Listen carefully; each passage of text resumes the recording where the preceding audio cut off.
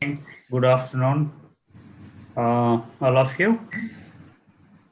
So, all right. So, my name is Srinivas, and I'm a seasoned IT professional with 20 plus years of experience overall. And so, I have been focusedly working only on cloud technologies and virtualization technologies from past, 10 years focusedly. So earlier that, so I was into, platform and, typically I am an ops guy, operations guy. Okay. So this is all about my introduction. So let me get into the actual course. So we'll be discussing about Dockers and Kubernetes for next 2 hours. And our agenda is going to be on Docker. It is just basics, and I'll be explaining about Docker architecture and networking basics. And when it comes to Kubernetes, so I'll be explaining basics. Hi, Srinivasa. Sorry to interrupt. Can we record the? All right, guys. So, and the next topic for today is Kubernetes. And as part of Kubernetes, we'll be covering basics and the architecture and the concepts primarily. Okay.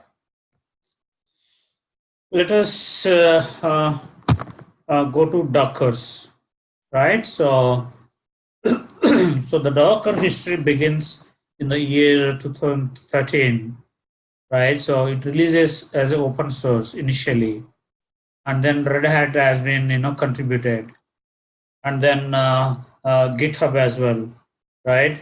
So in the year 2015, Microsoft has, started contributing, and from 2000 server 16 edition onwards, they are releasing the operating system with container built in, right?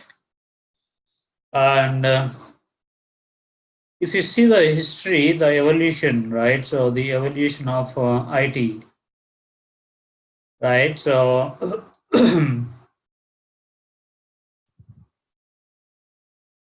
so the evolution begins. So earlier we do have, kind of a waterfall methodology to deliver any IT solution, right? So after that, agile process, right? So after that, right? So DevOps. So DevOps is the current hot technology where all the operations and development process has been combined and then merged into single framework and then has been started delivering, right? So unlike earlier process like waterfall or agile. And when it comes to application architecture, so earlier, right, so it is like all monolithic. So when I say monolithic architecture, so it is like, kind of 2-tier architecture, 3-tier architecture, like, kind of n-tier architecture.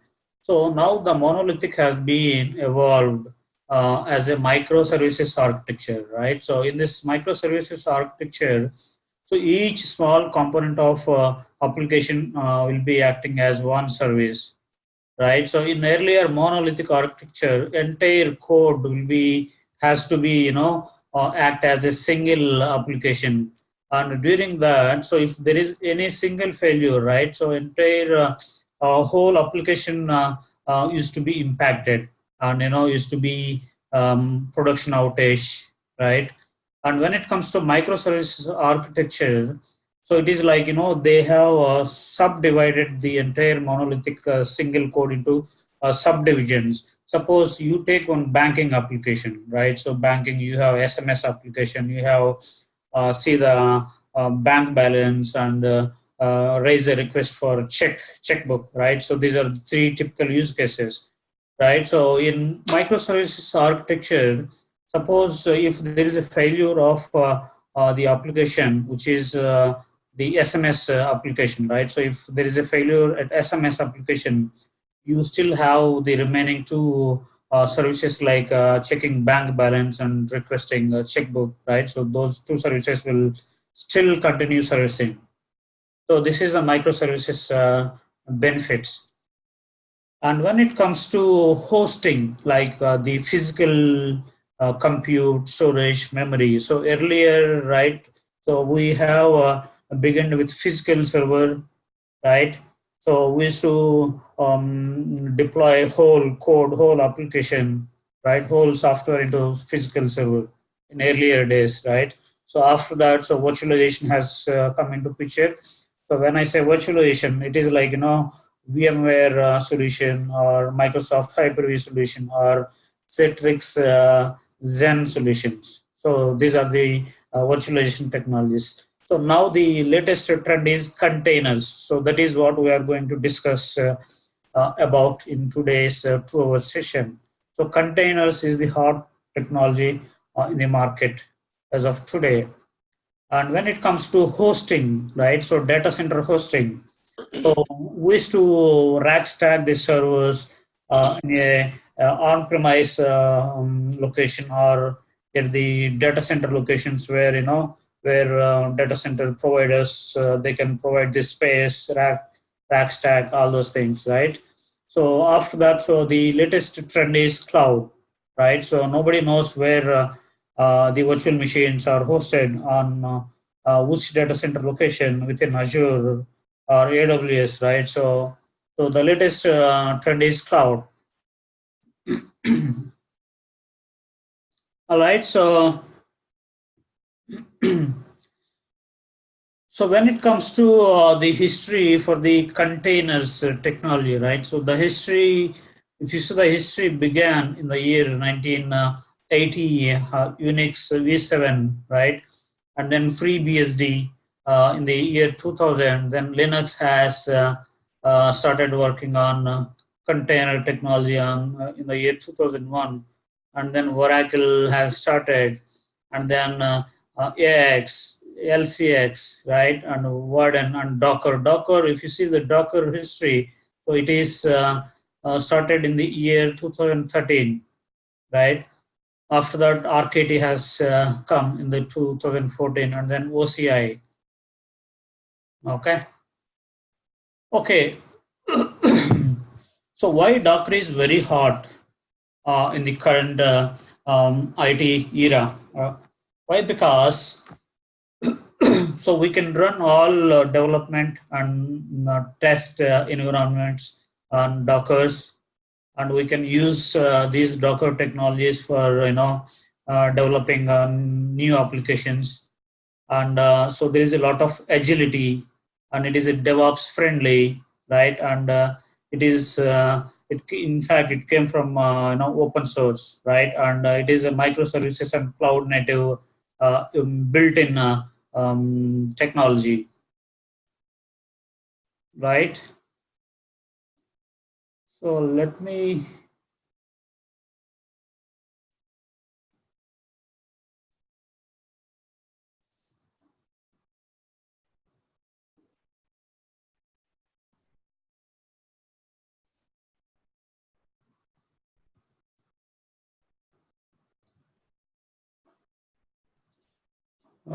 All right, guys. Yeah.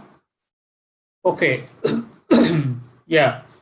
So why containers again? So why? Because so developers need their code to be ASAP built and then move to staging and then production. So this is a typical developer requirement, right? And at the same time, so there should be like some kind of automation, integration, and packaging so that the code can be upgraded as and when needed, right? And it should support the next gen applications like microservices, right? All right, so let us talk about what is Docker all about.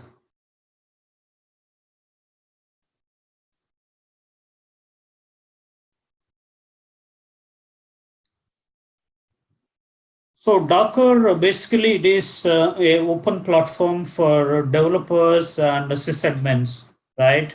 For building and shipping and then deploying the applications into staging and then production, right? So basically it is like, build, ship, run any app anywhere, kind of. So if you have .NET application, right? So then just build it on um, containers and then test it and then move to staging or production, right? So basically it is like, kind of um, it can available on Linux distributions as well as Windows and Mac operating systems as well, right? So it supports, as I said, so it supports development, test, and continuous integration and continuous developments and DevOps platforms, right?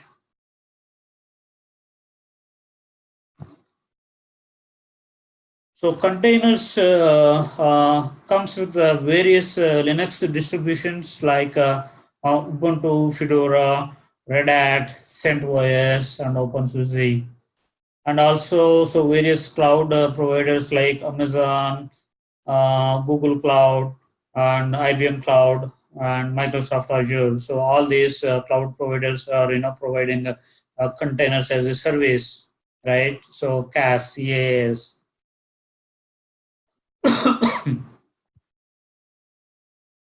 Okay. So what is the difference between the previous virtualization technology and the current Docker containers virtualization technology, right? So previously, so when we say virtualization, so it refers to operating system.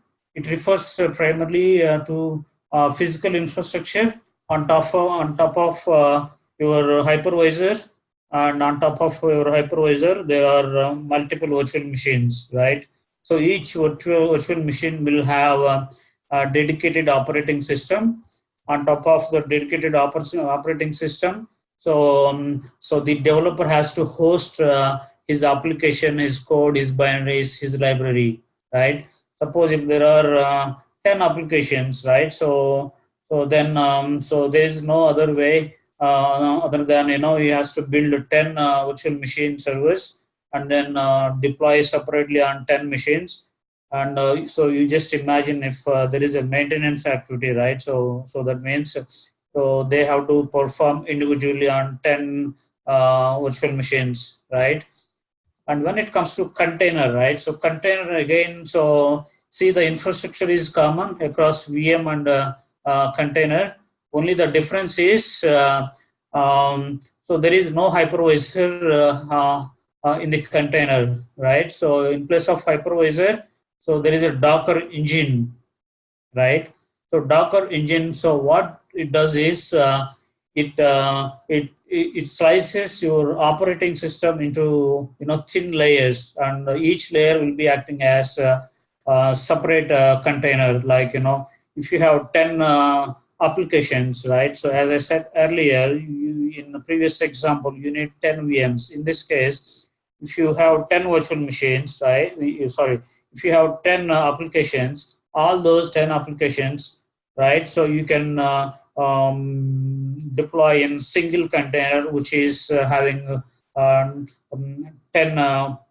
pods within a container, right? So this is the difference, a primary difference. All right. And containers include the application and all of its dependencies, right? But it shares the kernel with other containers, right? It runs as an isolated process in user space on the host. Okay. So this is the Docker technology. So when I said Docker, so primarily it is like platform virtualization, right?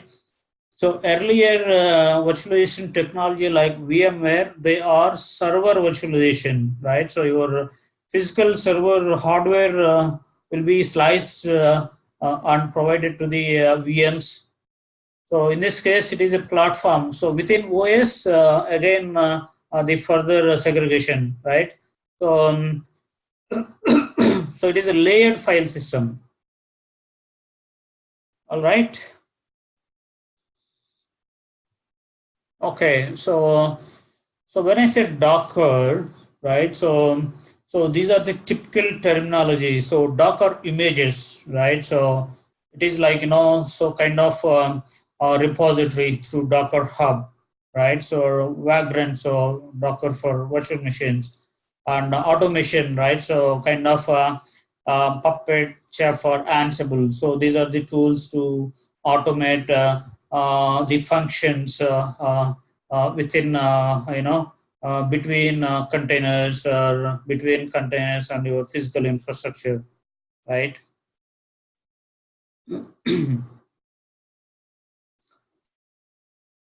Right. So Docker Hub. So Docker Hub, it is a public repository of Docker images, right? So all the images can be stored at Docker Hub, and the images can be, downloaded, like, kind of pull, and whenever there is a need, right? So the same repository can be used as a repository, so we can upload the updates to the Docker Hub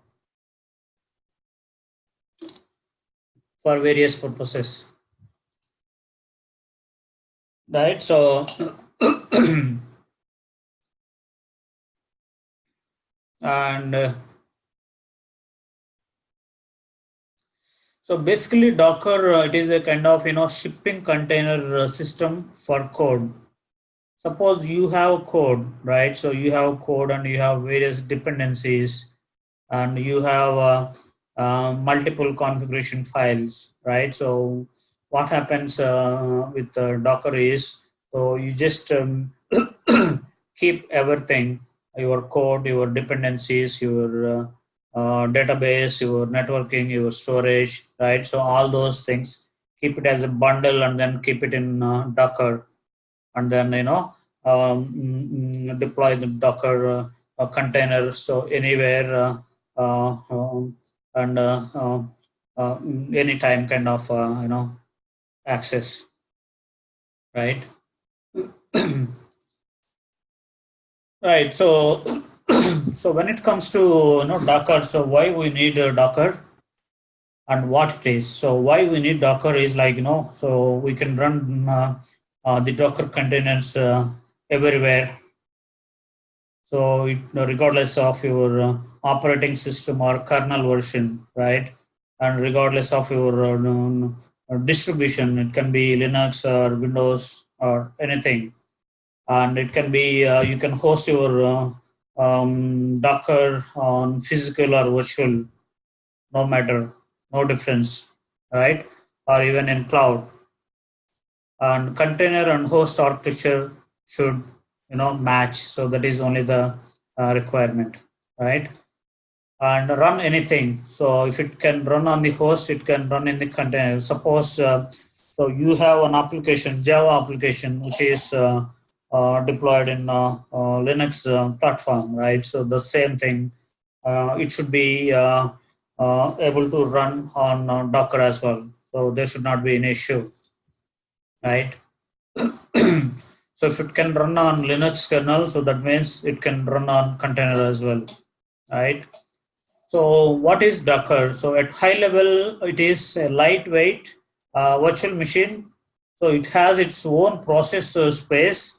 It has its own network interface and can run stuff as root, and can have its own SBIN in it, right?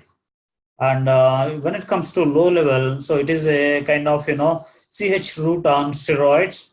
Can also not have its own SBI in it, right? So containers, like, they are like isolated processes and can share kernel with host, right? So there is no device emulation, neither hypervisor nor PV.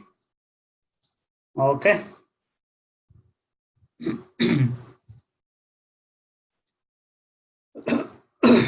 All right. So why, first of all, why these Docker containers are lightweight? So as we discussed earlier, why? Because if you see the VM virtual machine, right? So there is a guest OS. On top of guest OS, you have binaries, libraries with application, right?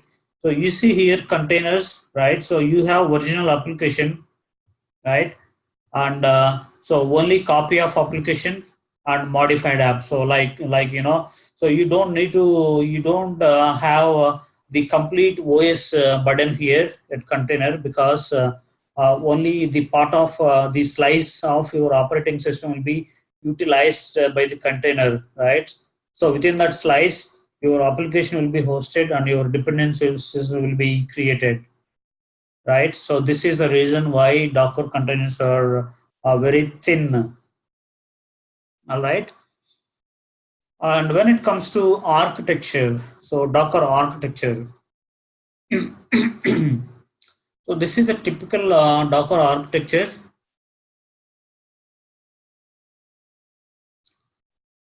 All right. So there is a Docker client and Docker host is there. So this is where the daemon, the actual daemon runs. And there is a registry, right? So as I said, registry, so it keeps all the configuration information, and then kind of image files, all those, right? So you see the client, so Docker client, it is like kind of CLI for interfacing with your Docker, the actual host, right?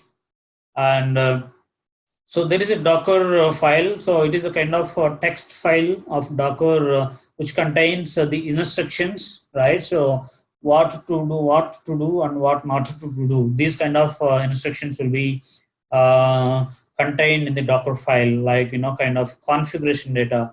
Suppose my container should have this much of memory, these many of CPUs, and these are my networks, right? So these kind of information. And when it comes to images, right? So these are like hierarchies of files built from Dockerfile, right? So the file used as input to the Docker build command. Okay. And when it comes to container, the actual core piece, so this is a running instance of an image using the Docker, right? And when it comes to registry, right? So this is the image repository kind of um, location. So where so we can keep the copies of various applications, various files. Like suppose you have application version 1, version 2, version 3, right?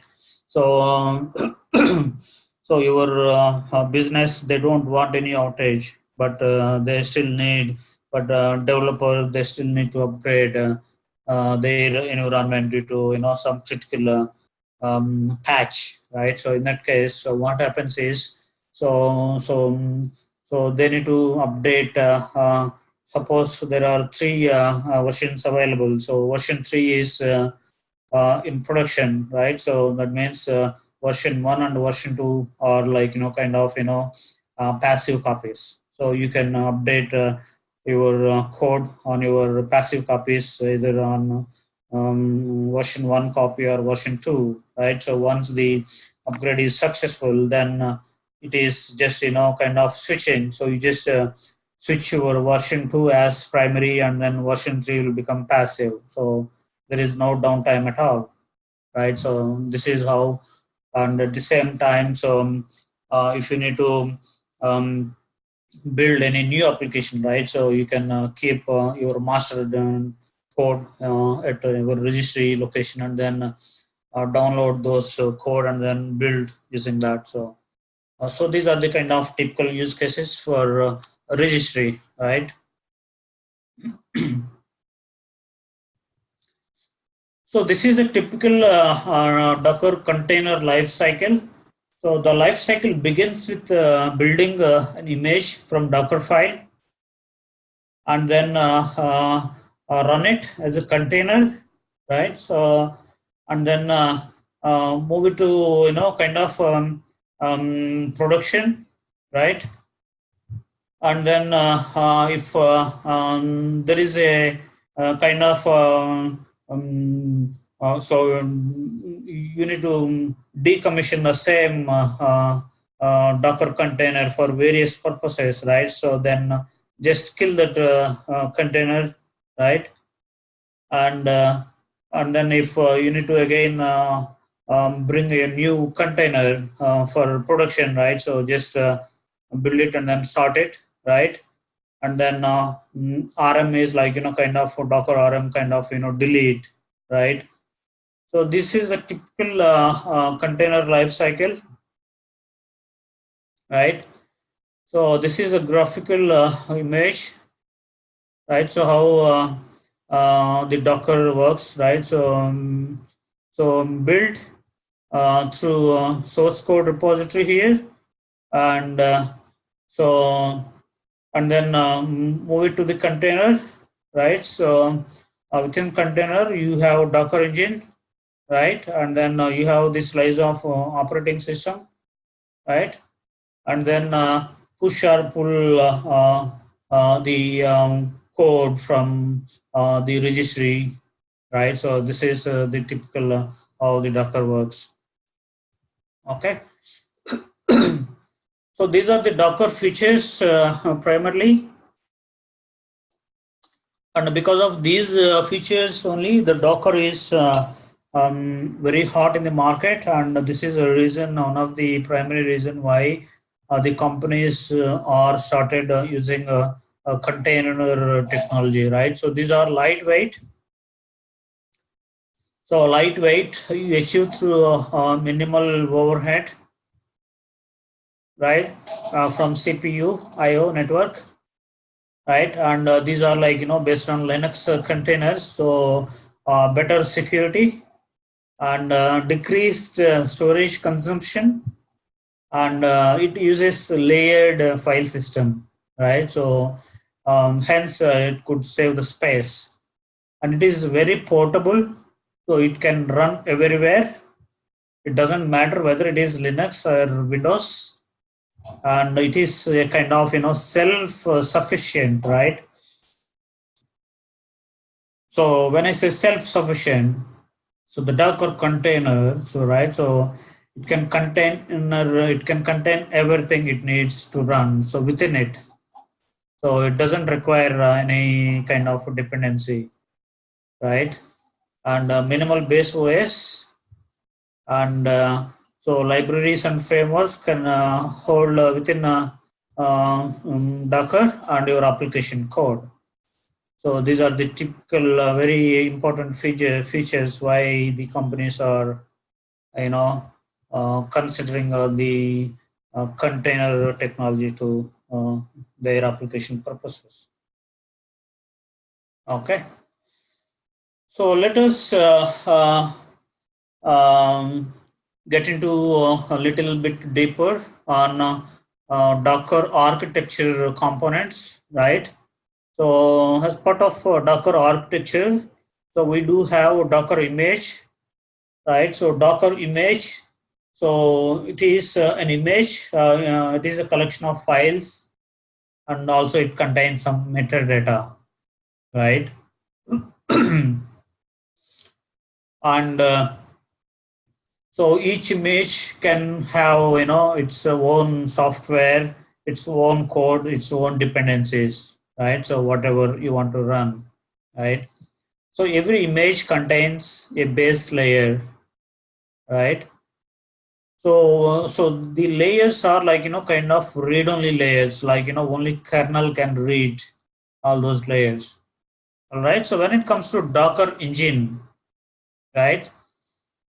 So Docker engine can contain it is a kind of a container execution and administration functionality. It uses Linux kernel namespaces and control groups, right? So Docker engine typically built on Linux container, Linux kernel. So it uses Linux namespace and control groups, right? So namespaces provide for isolated workspaces. See here, so the picture indicates there is a physical server, right? So on top of physical server, you have Linux OS, right? So within Linux OS, you have Linux kernel, and your Docker engine is communicating with only Linux kernel. So it doesn't want to talk to directly to your operating Linux OS or your physical resources like CPU memory. So it always just communicates with your Linux kernel. All right.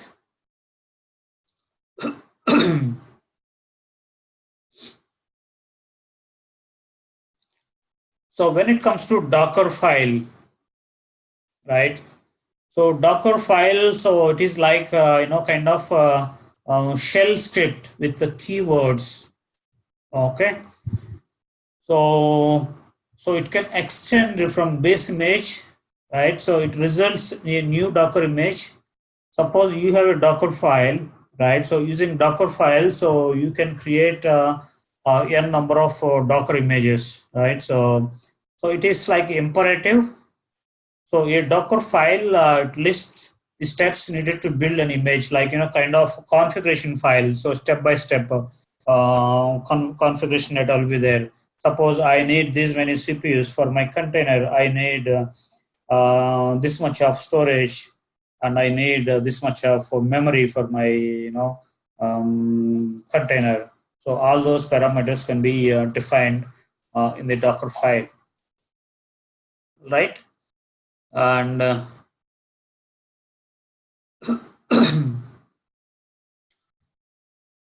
so so these are the very common terms and commands. See here, so when it comes to Docker engine, so you have a Docker daemon, Docker registry, and Docker CLI is there to execute various administrative functions.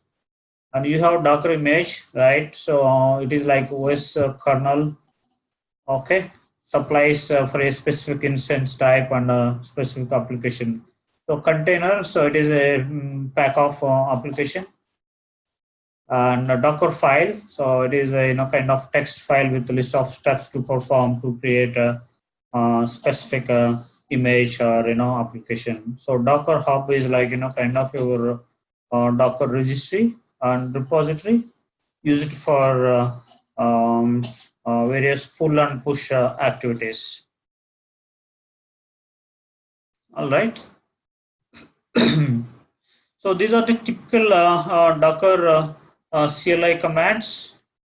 So Docker build. This is a command. So where so we'll be building the images from Docker file, and Docker run is kind of command to run the image, and Docker logs is like kind of it displays the log data, and Docker PS it lists the running containers, right? And Docker PS hyphen a it lists all containers including not running also, right? So and Docker images it lists all images on local volume. And Docker RM is kind of it can remove or delete a container from your machine, right? So Docker tag is kind of we can name the Docker image, and Docker login is like so it is a login to the Docker hub. Okay, so Docker push pull is a kind of pull the image from Docker hub from internet, and push the image to the Docker hub over internet, right? So let us talk about use cases. So what are the use cases? Primarily these container technology people are preferred. Okay.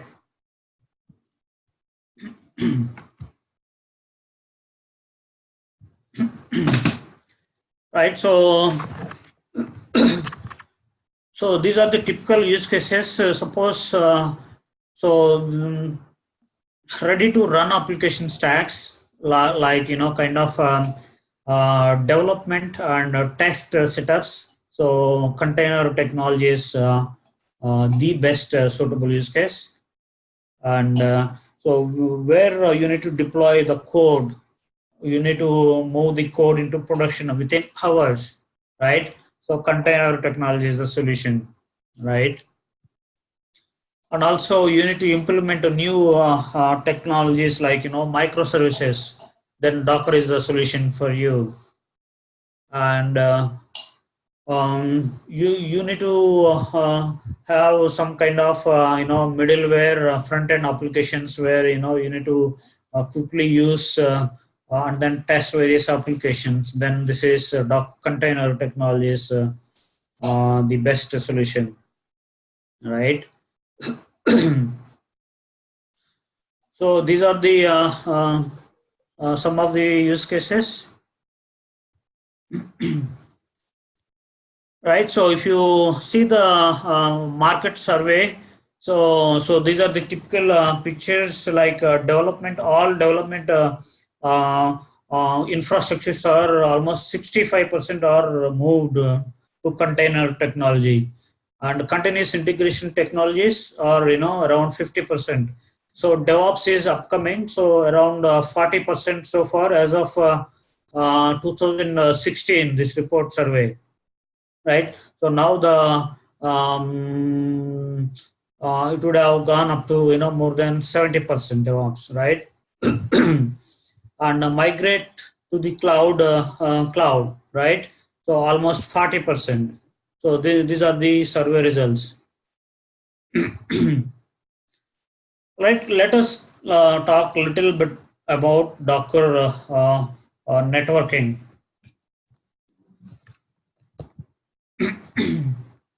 So first of all, why we need container networking,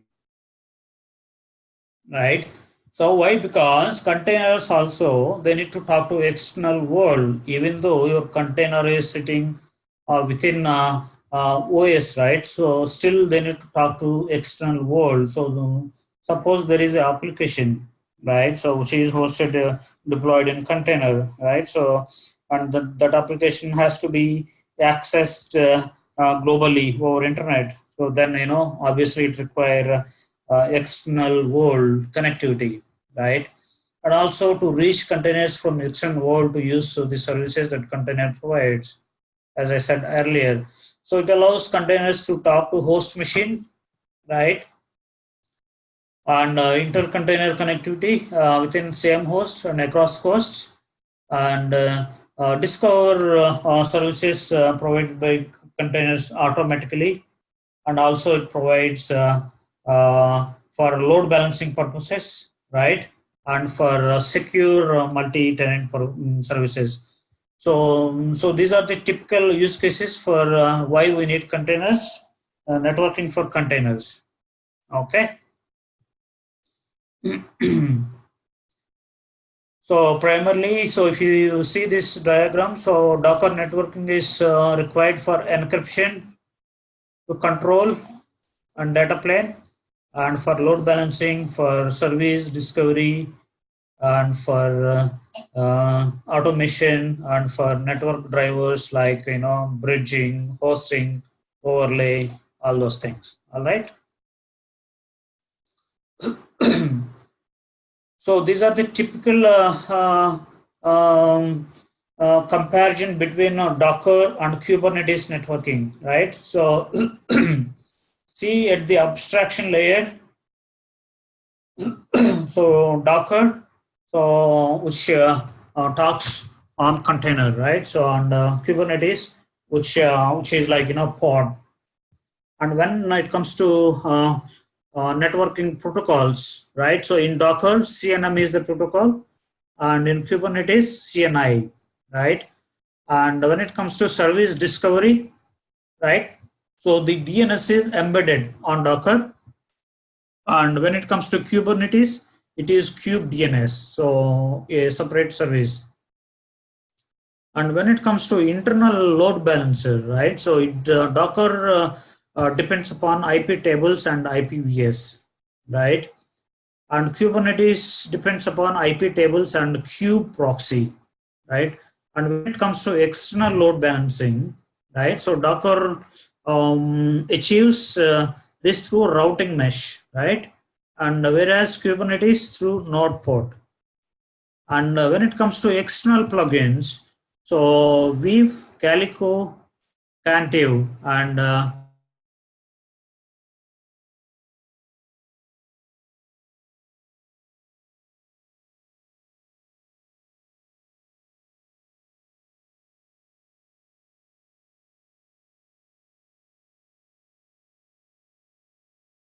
these are the typical comparison between Docker and Kubernetes networking, right? So when it comes to IP address management, right? So so Docker it has its own IP address management, right? And so and also users can specify their own subnet. So if there is a requirement, right? And Docker also supports IPv6 IP addresses as well for its containers. Okay. Docker. So we'll be checking all those Docker commands as part of this lab. So let me go to my Docker. This talks about little bit deeper the network driver between Docker and Kubernetes, right? So this is a kind of so if you see here when it comes to connectivity, right? So right. So bridge network, it happens between same host, right?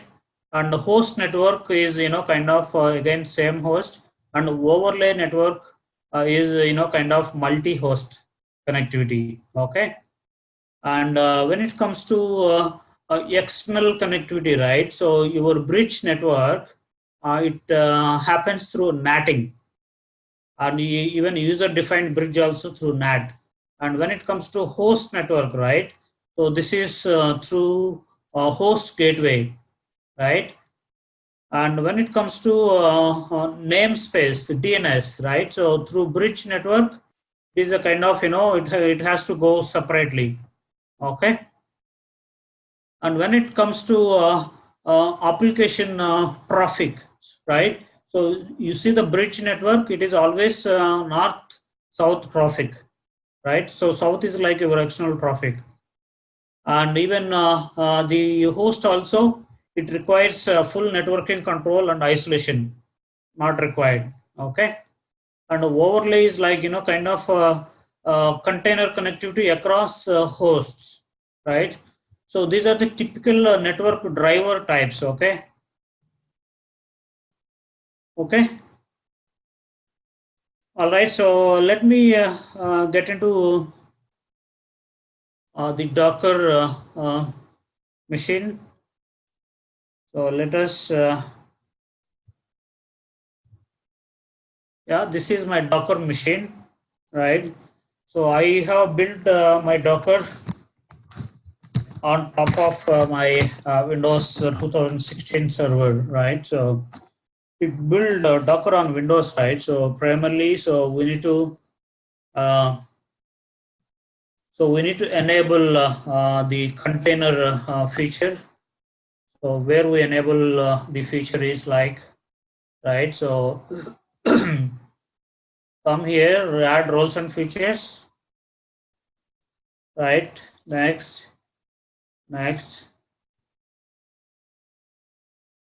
See here, this is the container feature. So you just need to click next, and then your container feature will be enabled, and then reboot the node. Your container feature is enabled. So after that, so you need to download the Docker from Docker hub, and then execute. Then your container is ready, right? So see, this is my container.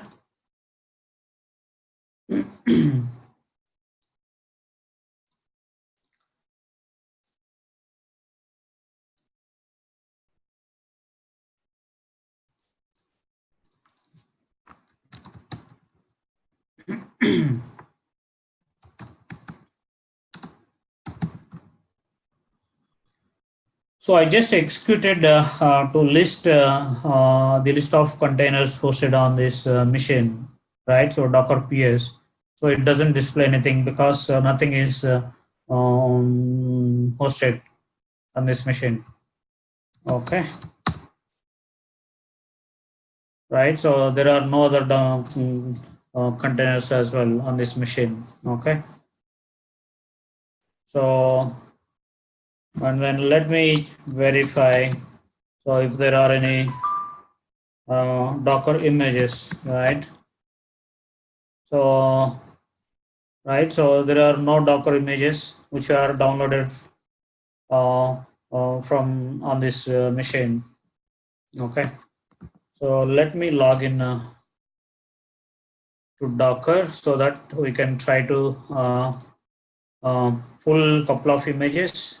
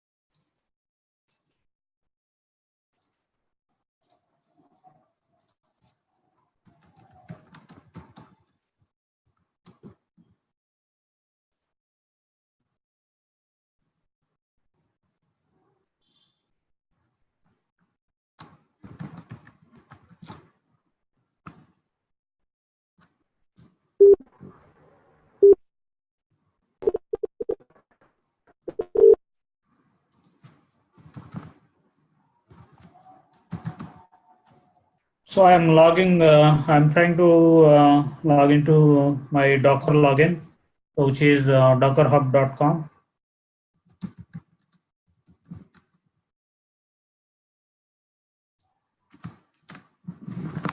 Okay, so my login succeeded. So now let me try to run to download the package so that we can install an application, right?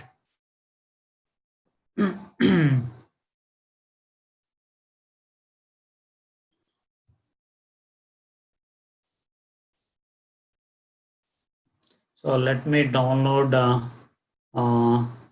the ASP.NET application.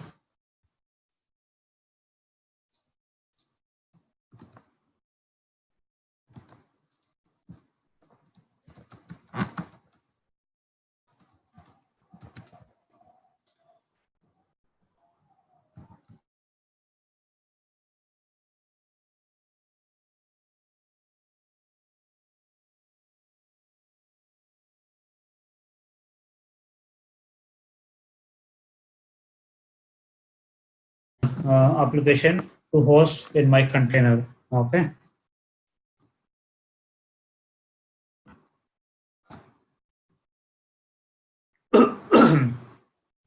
So what it does, verify locally, and if it doesn't find, then it goes to my Docker Hub login, and from there it gets it pulls the image, right? Once the image is pulled, so it will automatically deploys that ASP.NET, and then it is available in my Docker container. Okay, so this will take some time, and let us execute a couple of other Docker commands.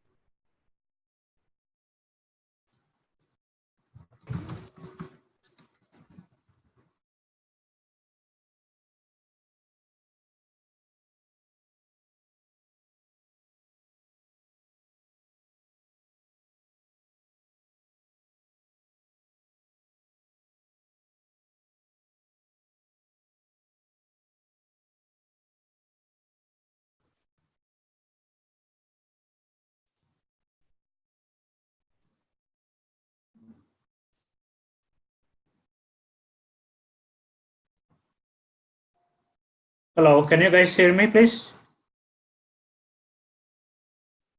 Hello. Yes. Okay, cool. Thanks. Okay, so yeah, so I just executed the Docker version command, right? So it displayed. So this is my Docker. This is a Docker Indian Community Edition, and this is a version number, and this is my API version, and this is my Go version, right? So this is a Git commit, the version number kind of, right? So the architecture is Windows, right? And yeah, so these are the Docker version. Okay. All right. So with this, so yeah, so this is a kind of 8 GB file. So it will obviously it will take some time. So let us keep this running in the background. Okay. So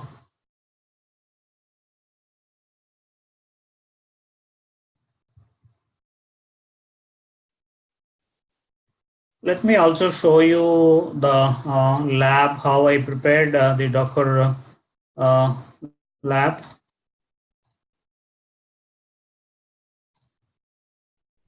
Right, so to enable your Docker, right, so you should enable the nested virtualization on your local machine, on your laptops or desktops, right? So this is how you should enable. Okay.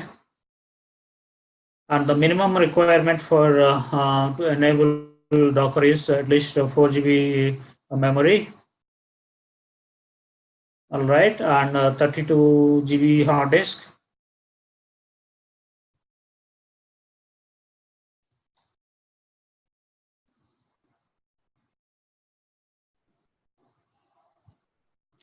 Okay, and your Docker machine should have internet access. So then only you can push or pull the images from Docker Hub.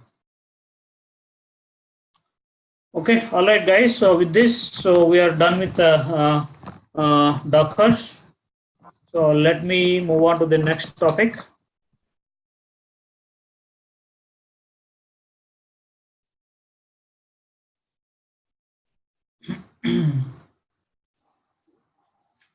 So which is Kubernetes container, Docker container. Let me open this as part of Docker container, right? So when I enable Docker container, see here, it created its own mobile Linux virtual machine. So this is how your kernel is still Linux.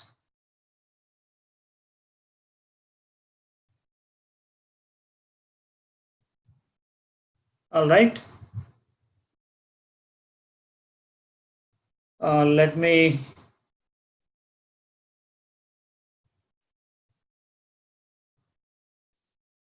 go through the other questions. Yeah, for this question, answer is yes. Have used the sample image, which is ASP.NET application. We have pulled that image from Docker repository. Okay, if you have the same image which is available locally on your machine, right?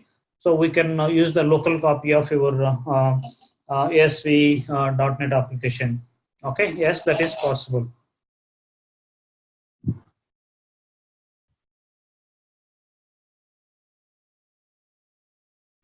Okay, so the next question is how clustering like Hazelcast works with Docker containerization. Yes, right. So this is a good question.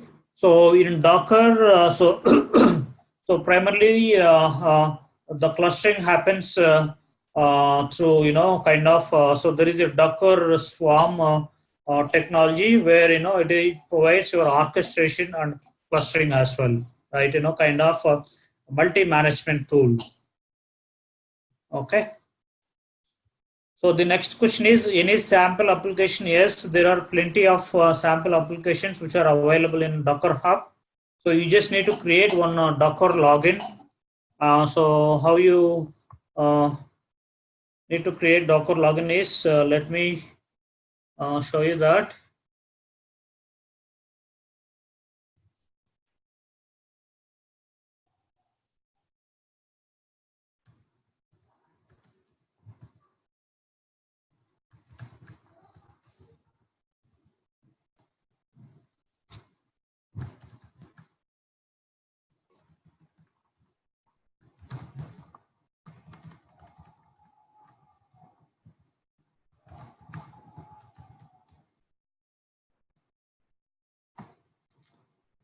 All right, so this is my Docker login, right? So this is my user ID.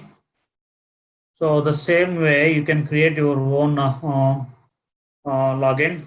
I'm just logging out.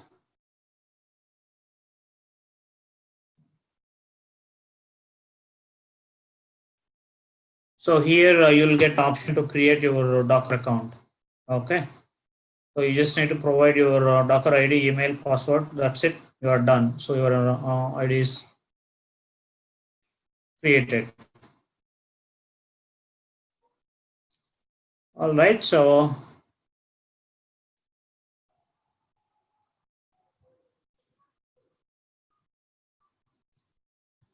the IP addresses will be managed within Docker by Docker kernel, Docker engine. All right. However, you have the option to change, modify those IPs if required. Okay, but that is not suggested. So is there any visual tool to check if there are quite large number of containers are running instead of checking through commands like Docker CLI? Yes, there are Docker CLI commands available. So in fact, so this is the CLI tool where we are executing commands. All right.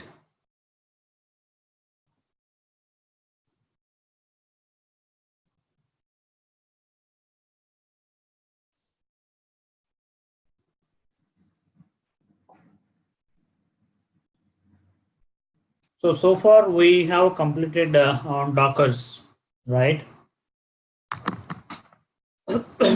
So when the Docker itself could provide us the container virtualization, then why do we need Kubernetes, right? So these are the questions we should get. Okay. So what is Kubernetes first of all? So Kubernetes, it is a open source container cluster manager, right? So it is an open source container cluster manager.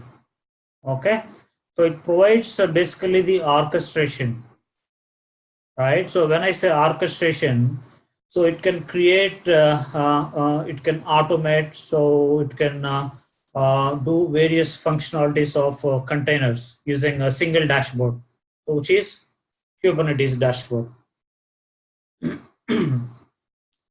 All right, so so when we talk about Kubernetes, right, so immediately there is a term which is pod. What is pod all about?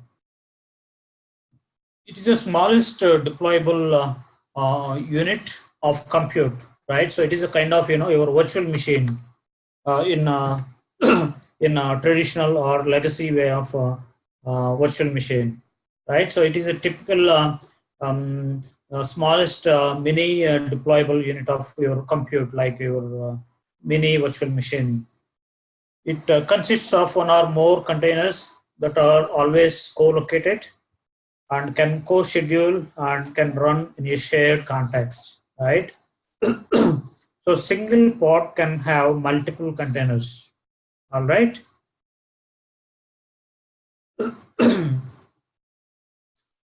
So why we need Kubernetes? Because the Docker itself is providing various benefits, right? So why we need Kubernetes? So why? Because again, it can run anywhere. So Kubernetes can can be hosted on premises. And when I say on premises, that can be bare metal, or that can be OpenStack, or even virtual machines. And it can be on public clouds like Google, Azure, or AWS, right? So the main aim is use Kubernetes. So it is a kind of abstraction layer, right? So when I say abstraction layer, it can migrate to containerized applications, right? So managed by Kubernetes, and can use Kubernetes API. So when I say API, so it is a kind of integration interface where you can manage, monitor, and maintain your Kubernetes dashboard using API, right? And Kubernetes is like so there is no vendor lock-in here. So anybody can use Kubernetes, and it can deploy anywhere on Azure, AWS, or Google Cloud, or even on premises as well. All right. So these are the typical core features of Kubernetes. So it provides automatic binary packing, right? So it provides your load balancing and service discovery, right? And storage orchestration is possible, and self-healing at application level, okay? And secrecy and configuration management, right? So through configuration management tools like Ansible or Chef or Puppet, right? And it can do batch execution, right? So multiple schedules can trigger, and it can provide horizontal scaling. Suppose so one pod is suffering with performance issue, right? Then immediately what it does, it will just scale out, right? It just scale out and then deploy one more pod and then provide the services, okay? And then automatic rollbacks and rollouts when there is a demand. When I say there is a demand, suppose you take one use case like web server, right? So web server like uh, Amazon portal during offer season, so there will be heavy web requests to that portal, right? So during that scenario, your Kubernetes can increase the number of instances, container instances. Your pods can be increased horizontally, right? During off season, so to avoid additional billing and additional computing, right?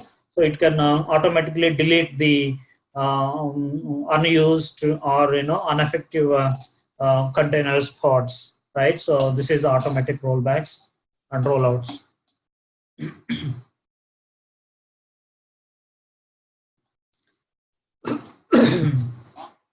Okay. So as I was telling, so why do we need Kubernetes? Because we have already Docker. Okay. So why? Because the Docker provides open standard for packaging and distributing your containerized applications, right? So this is the typical job of your Docker.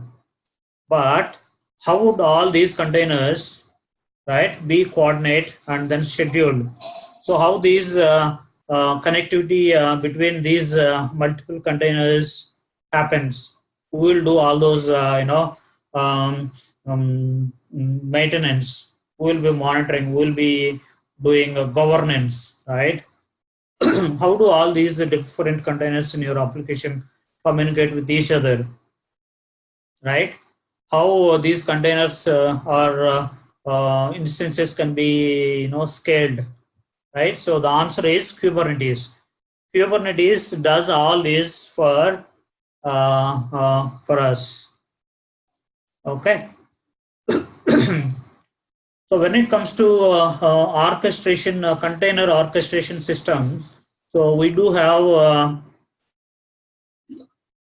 so so these many like Docker Swarm is available from Docker, and Kubernetes is available from Google, and Mesh OS. So these are the typical popular container orchestrators. So out of these three, Kubernetes is the popular one, and Docker Swarm is kind of the second place has. Okay. So now let us talk about Kubernetes architecture. Okay.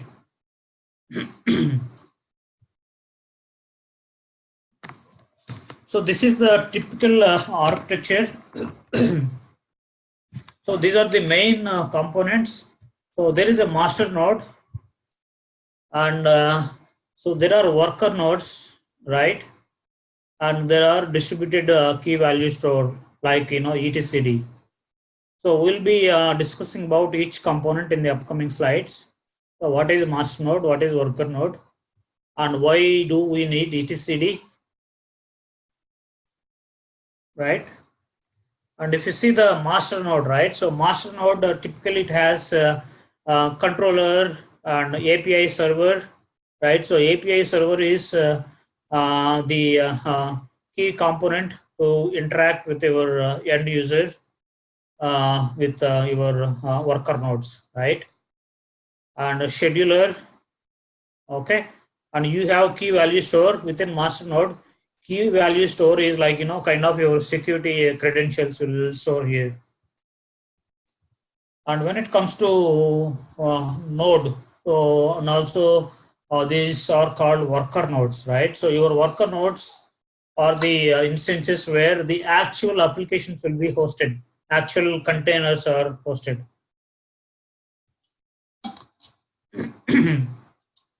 So see here, your worker node does contain multiple pods along with kube proxy and kubelet, right?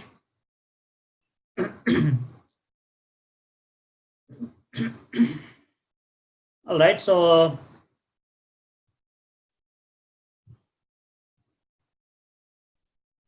when it comes to Kube API server, right? So it provides the basic, the primary integration between your end user and the application which is hosted on your pod container, right? So all clients, including nodes, users and other applications interact with Kubernetes, right?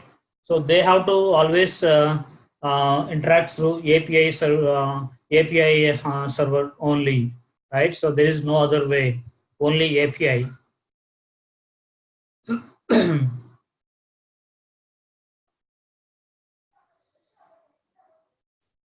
And when it comes to etcd, right? So etcd acts as the cluster data store. Okay. So this is your cluster database. So it provides a strong and highly available key value store, right? So used for persisting your cluster state, right? So our cluster knows which pod is. So you see here. So within worker node we have multiple nodes, right? Node 1, pod 2, pod 1, pod 2, pod 1, pod 2. Okay. So let us assume this pod 1 has Oracle application in it, and pod 2 has the ASP.NET application. Okay. So within this worker node, okay. And these are the duplicate copies of the same pod. Okay. So these are the duplicate copies. Okay.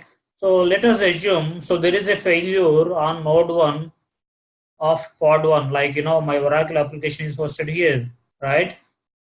So if there is a failure on this pod, right, then the user is here, right? So the user request has been moved to here, right? So while moving, right, So the application has been failed. Then how to redirect that query to here, to the other nodes, right?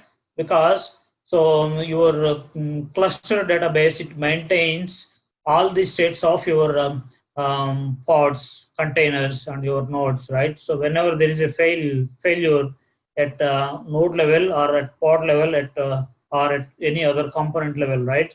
So immediately it redistributes the query to the other available pods or nodes or other components. So this is how it maintains its database. Okay.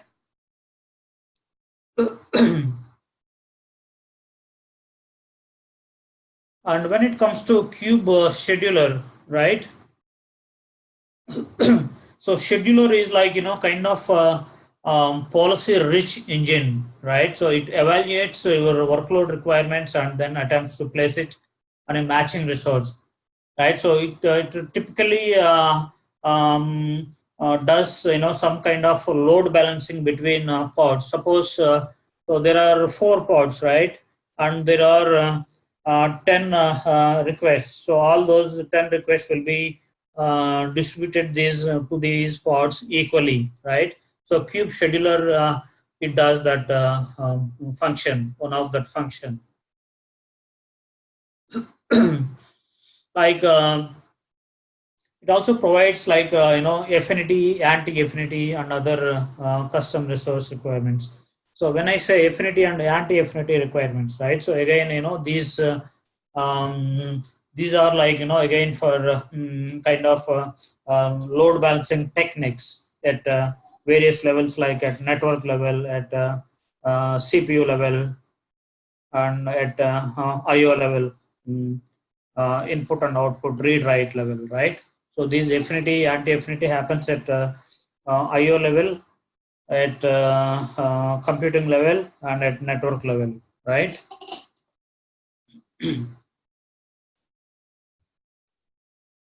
Okay.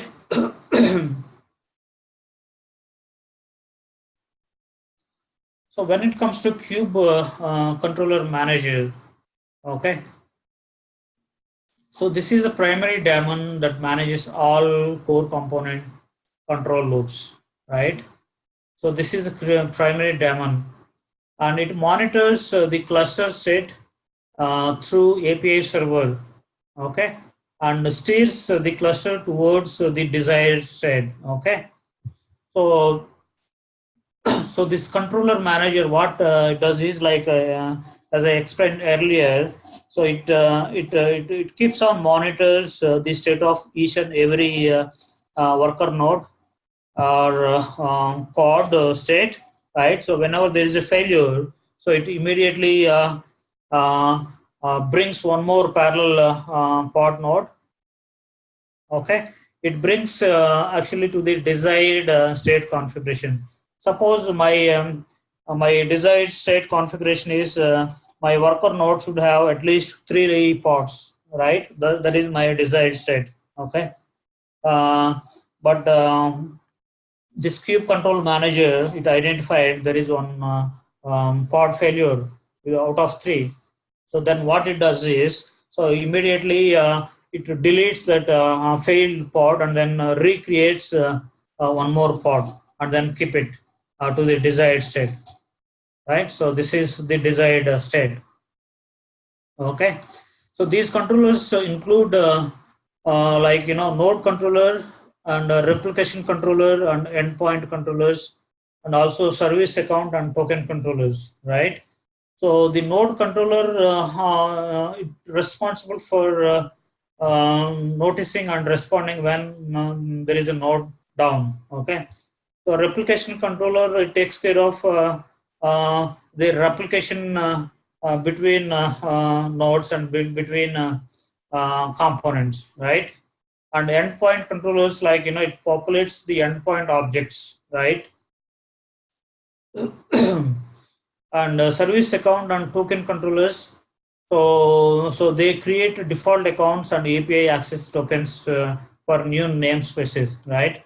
So as I said in previous example, whenever there is a failure in pod, right? So the Node controller, what it does is the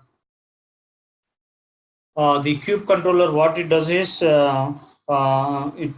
observes that failure and then immediately recreates the failed pod, right? So for that failed pod, so this service account and token controller, it provides the necessary security tokens so that the API access can happen. Through API, the communication can happen, right? All right, so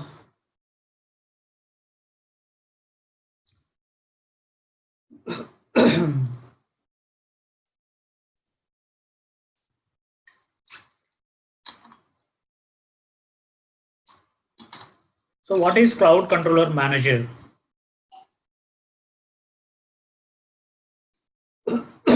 So Cloud Controller Manager, so primarily it deals with your cloud providers. Like if you you have your containers hosted on cloud, right? And you need to communicate those containers with your on-premises, right? So these kind of in these kind of scenarios, your Cloud Controller Manager comes into picture. So it helps for connectivity between your on-premises and to the cloud providers, and between cloud providers, Azure to AWS, like that. And also it maintains the individuality between cloud vendors. Suppose so there is a container which is hosted on Azure, right? And there is a different container which is hosted on AWS, right? So they have different configurations, right? So that level of configuration. So this Cloud Controller Manager, it maintains those configurations as well.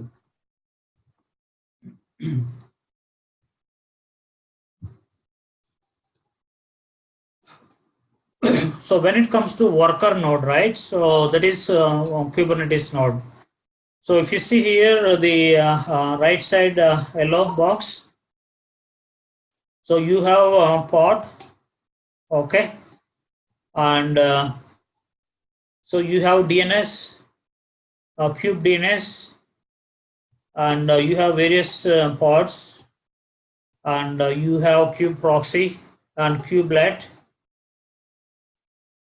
and you have Docker.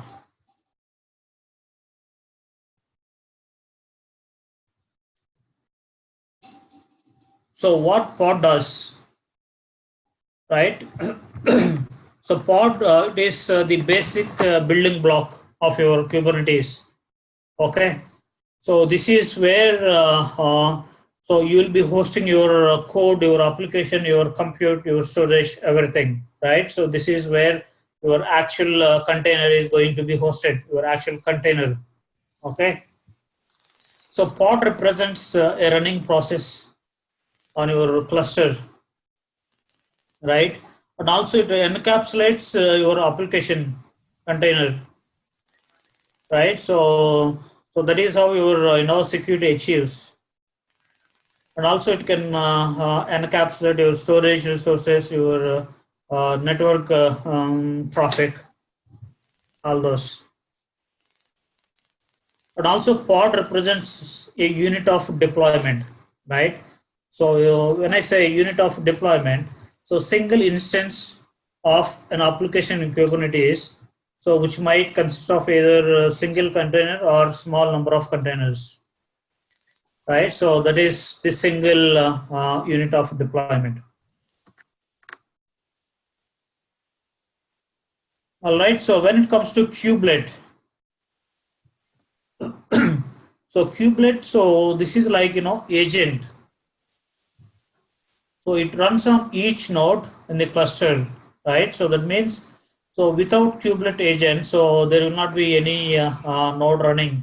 So all worker nodes should be running with kubelet agent without fail.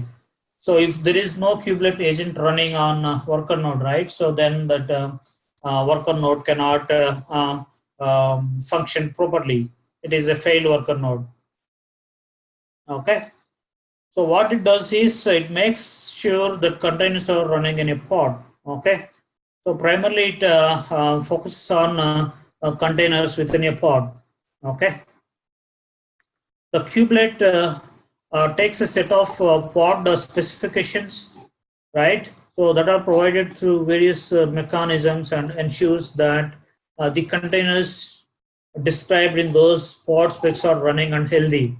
So that again, so it is referring the desired state configuration. Okay.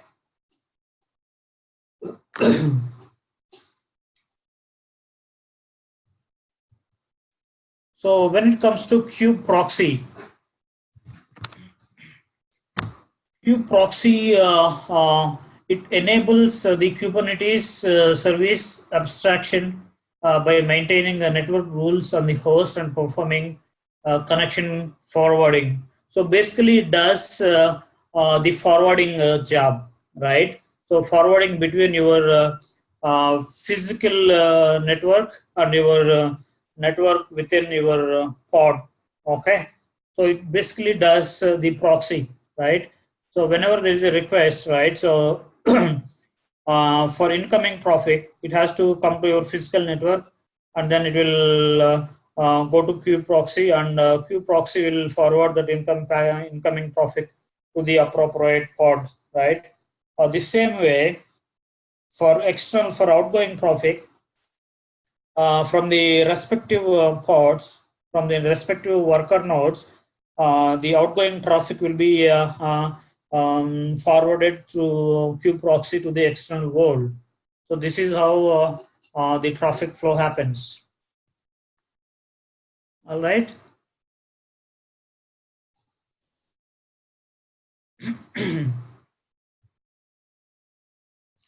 So container runtime, it is the software, so it maintains the state of containers running status, right? Kubernetes supports these type of containers like Docker, RKT, and OCI. So these are the typical containers Kubernetes supports: Docker, RKT, OCI, and RunC. Okay.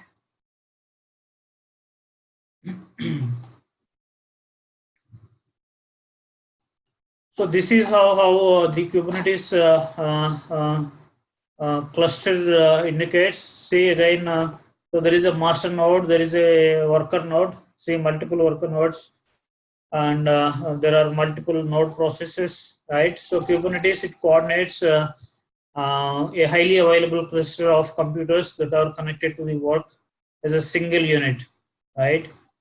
And Kubernetes can also automate the distribution and scheduling of application containers across clusters. All right. So let us talk about Kubernetes clusters.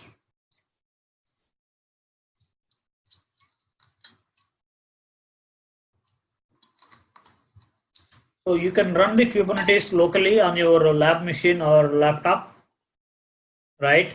So which is Minikube. Minikube is the solution for locally running Kubernetes. So Minikube, it is a tool that makes to run your Kubernetes locally, and so basically it runs a single node Kubernetes cluster. Okay. So being said that, so Minikube is not for production. So this is only for testing and your development purposes. So you can just build a Minikube on your test machine and then play around with your containers, right?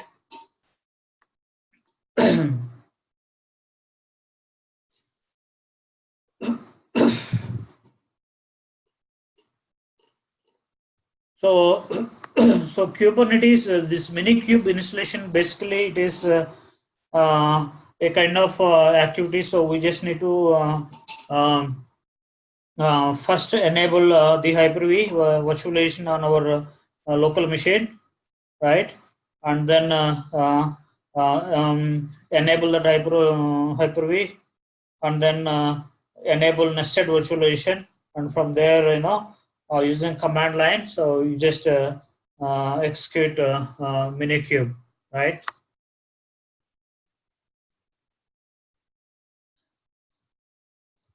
So let me just try to give you a little demo on Kubernetes.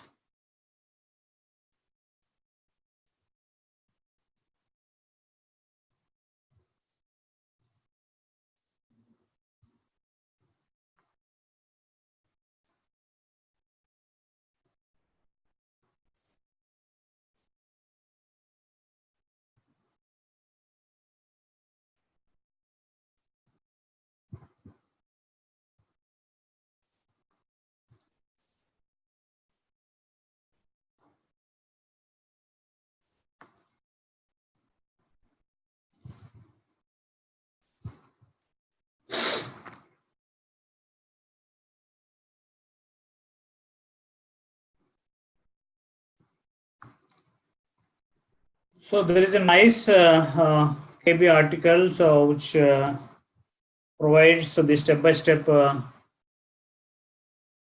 procedure to install Kubernetes. So see here, so the requirements are, so you need to have Windows 2016 or Windows 10, and you should be having internet connection, and you should enable Hyper-V. So how you enable Hyper-V is, if it is Windows 10 machine, let me show. So go here, programs and features. So here, see here, turn Windows feature on or off. Right, so this is the Hyper-V. Okay, you need to tick this and then click on OK. It will install Hyper-V and then it will reboot. All right, and then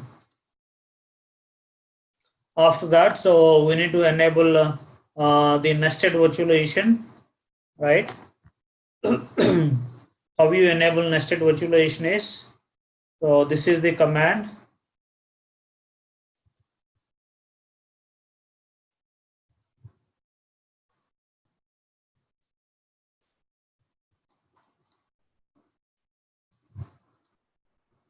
So this is the command to enable nested virtualization. Okay, set. So let me show you that. So let me open my local Hyper-V. Yes. Okay. So this is my Ubuntu test machine.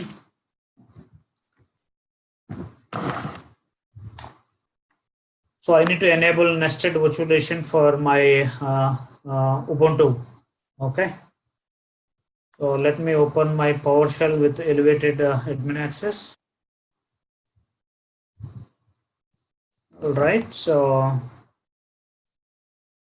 this is my complete command. So we need to keep the virtual machine name here, and expose virtualization is true.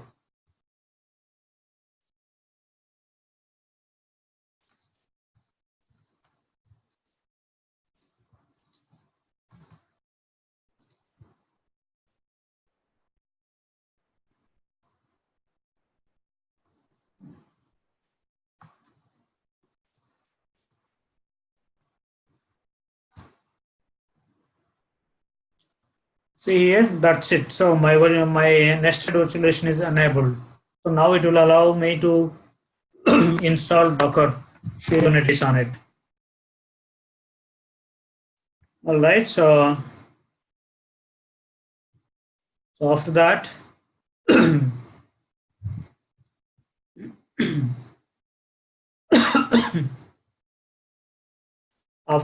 so we need to download kubectl. So this is the command. This is the URL.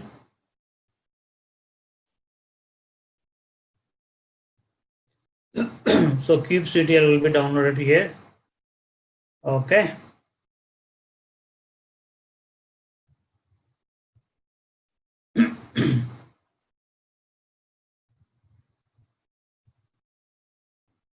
So after that, so we need to copy that kubectl to the system32 folder.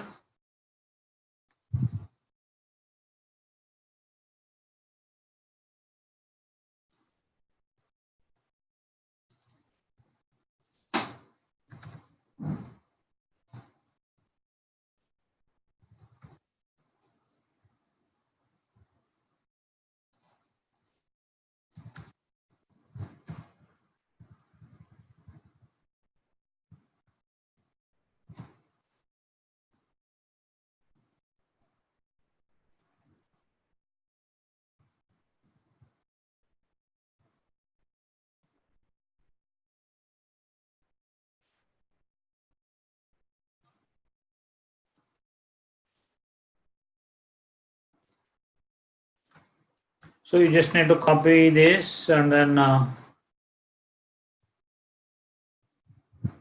put it under C system32.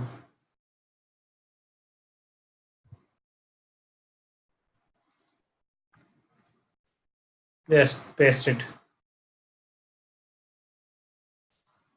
After that, so you need to change your environment variable to system32, right? And go from here, download Minikube. So this is the URL here. Okay. So you need to select IMD64, right? So it takes at least 1 to 2 hours time. So I am keeping this URL for you in chat.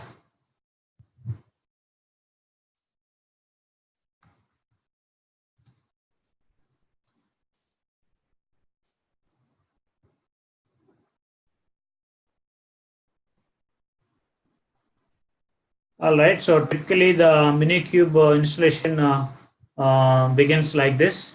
So you need to execute this command.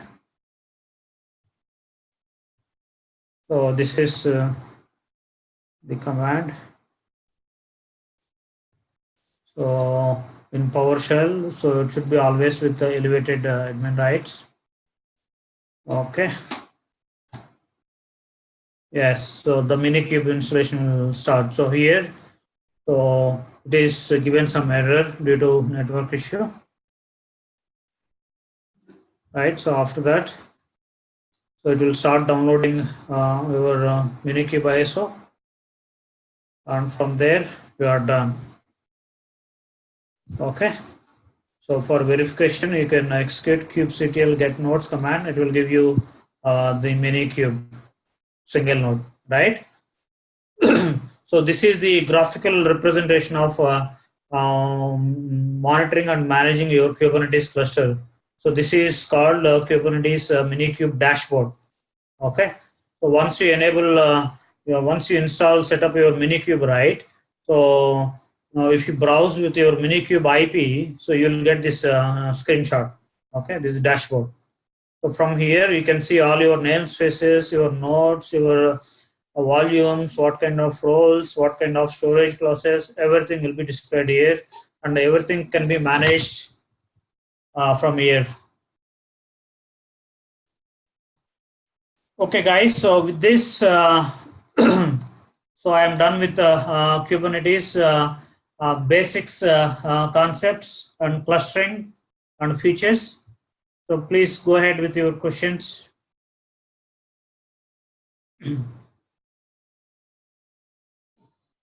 So Docker lab document. So yes, yeah. So yeah. So post this session. So I will be adding those details to the recorded session. So from there, yeah, you can.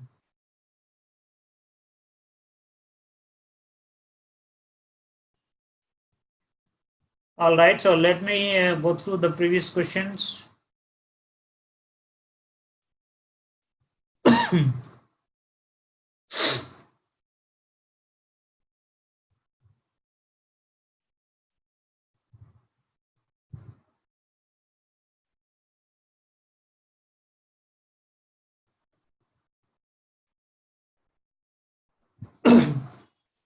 Yeah, there is a question now. Is Mac OS supports Docker? Yes, yes, Mac OS supports Docker.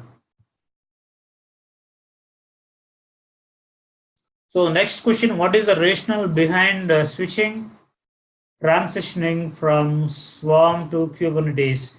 Swarm is a Docker product and Kubernetes is a Google product. So that is the difference.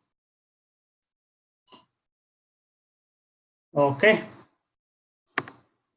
So what is automatic binary packing, right? So suppose you have a code, so you have a binaries, you have a dependencies, right? So all those can be clubbed and then packed into a single container, and the same container can be orchestrated and then redeployed multiple containers, right? So that is what it means.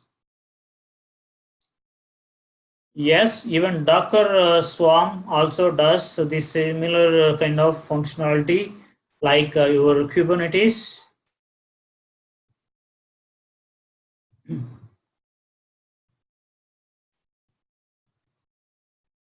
Yes, so why Kubernetes is the matured tool from Google, and it does better than Docker Swarm. Okay, so that's it.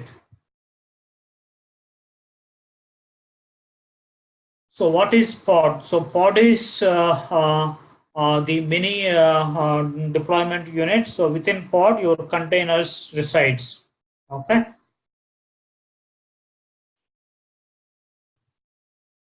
Yeah, containers are inside pods. Right.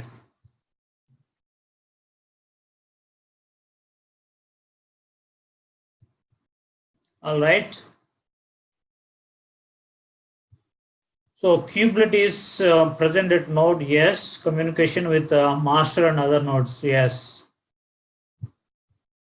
So what is the node size? How many pods does the node 1 holds? Likewise, how many nodes does the master could hold? Yes. So there is no limit. So there is no such limit. So as long as your worker node has that computing capacity, like your computing memory storage and networking bandwidth, you can deploy n number of pods. There is no limit. Okay. So how many containers in a pod can hold? Yeah, the pod can hold multiple containers, right? So as I said, so the single pod can have multiple containers with multiple applications, right? So each container can have each applications like that. So multiple applications can have within single pod. All right. So how to configure etcd? So yeah, so you have to access etcd through kubectl, right? So from there you can configure, you can access, you can modify the changes.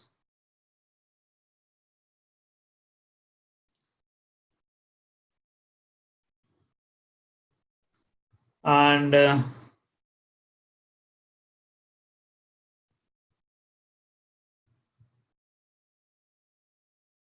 yeah, so there is a question, enabling Hyper-V is hardware or software? Yeah, enabling Hyper-V, it is a feature of Windows, right? So if you want your lab setup on Windows, Microsoft virtualization, then Hyper-V. If you want your lab on some other virtualization technology, you have other virtualization technologies like VirtualBox from Oracle. You can use VirtualBox as well. and you have one more like VMware workstation from VMware. You can use that as well. Okay.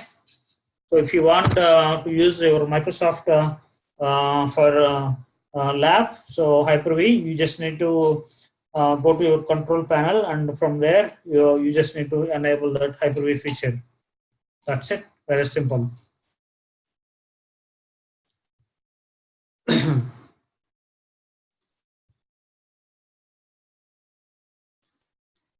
Yes, of course. When it comes to hardware, your BIOS, you should enable your virtualization technology on BIOS on your.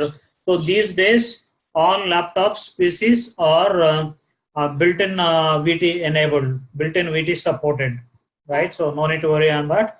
So if it is not enabled, so you just need to go to your BIOS and then enable VT, and then reboot your server, and then come back and proceed with the lab. That's it.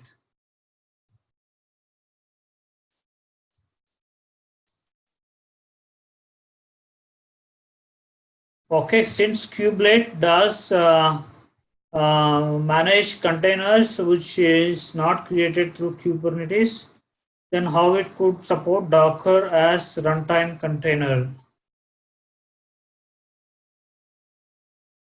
So does not manage containers.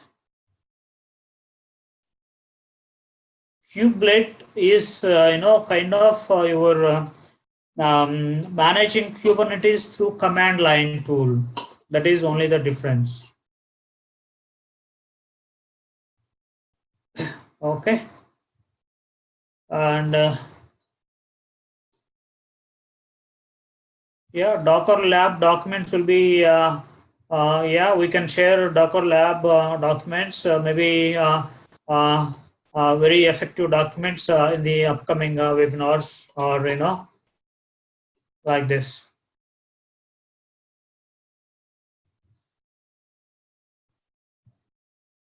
So what is the advantage of using Kubernetes with Docker? So Kubernetes is the cluster orchestrator to manage your Docker.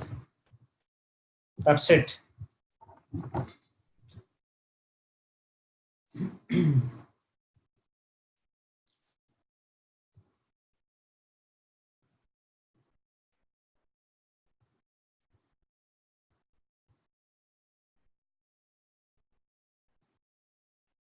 Yes, so the troubleshooting part. So the troubleshooting part will be, will come into the upcoming webinars. So please stand by.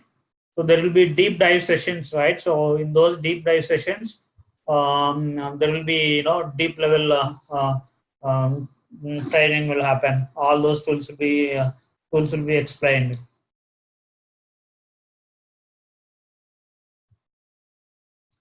So pods with nodes and size of those. So there are no limitations when it comes to container size and pod size. So you can keep deploying as long as you have your physical computing capacity available, like your CPU, memory, storage, and network bandwidth. Yeah, one container, one application. Yes, this is the best practice. One container, one application. What kind of issues in Docker and how to troubleshoot? Yeah, so these topics will be covered in the upcoming sessions, guys.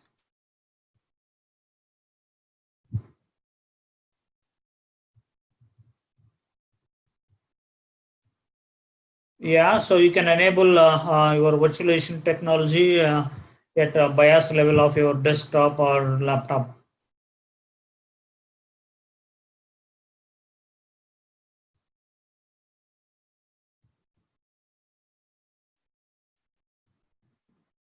All right, guys. So thanks for your all effective participation and asking very great questions.